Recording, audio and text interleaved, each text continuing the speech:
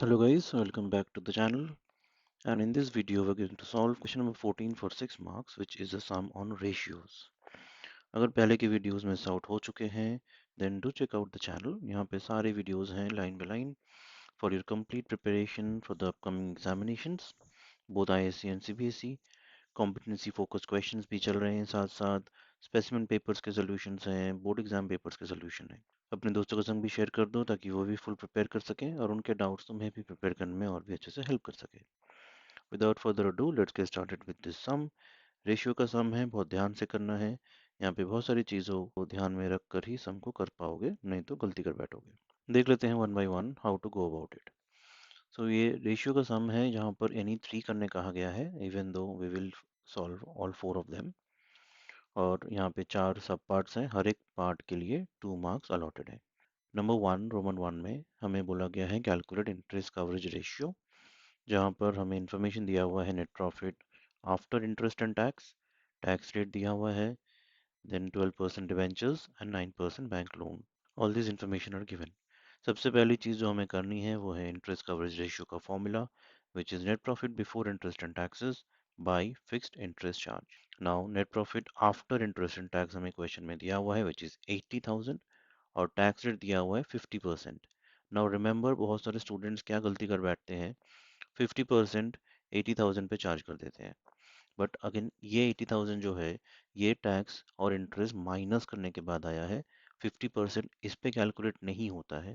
50% is calculated on the amount which is before tax. So you can do it using X और you can use it the direct method of 80,000 into 100/100, क्योंकि 50% करोगे तो ये 80,000 half हो चुका है, इसका मतलब ये जो अमाउंट था वो इसका डबल था। ठीक है, सिंपल लॉजिक यूज करोगे तो that means net profit before tax and after interest is 1,60,000। Back calculation करके चेक कर सकते हो, 1,60,000 का 50% करोगे तो 80,000 ही आता है, माइनस करने से net profit after tax is 80,000। Another point you have to note that when you say net profit after tax, that means interest is already deducted. Interest पहले डिडक्ट होता है फिर टैक्स डिडक्ट होता है step by step. That is why यहाँ पे हमने tax को ऐड बैक किया है, सो इंटरेस्ट अभी भी बाकी है, that we have to add back.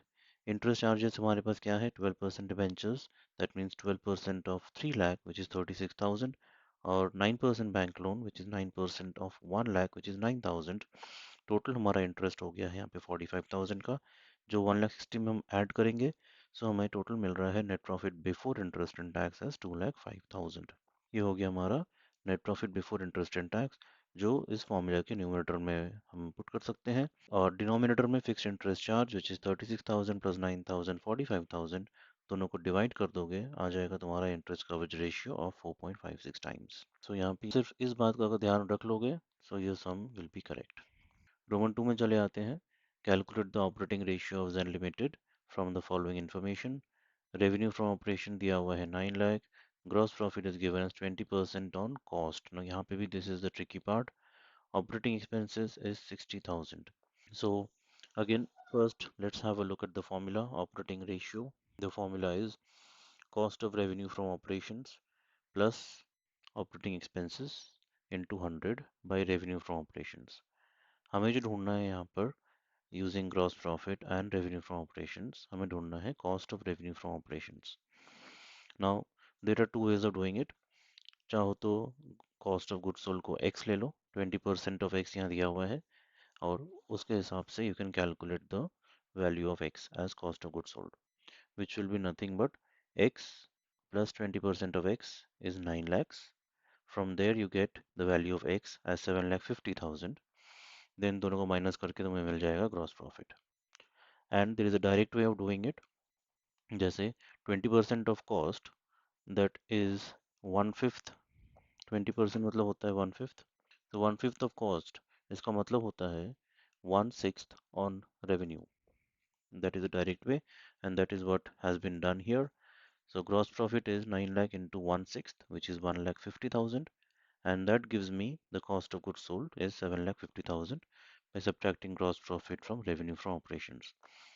कोई भी मेथड से कर सकते हो जो तुम्हें इजी लगे, ज़रूरी नहीं कि इस मेथड से करना है, whatever you are comfortable with. Cost of goods sold मिल चुका है, operating ratio will be 7,50,000 plus 60,000 जो कि ऑपरेटिंग एक्सपेंसेस यहाँ पे दिया हुआ है, and into 100 by 9 lakh is revenue from operations already given in the question.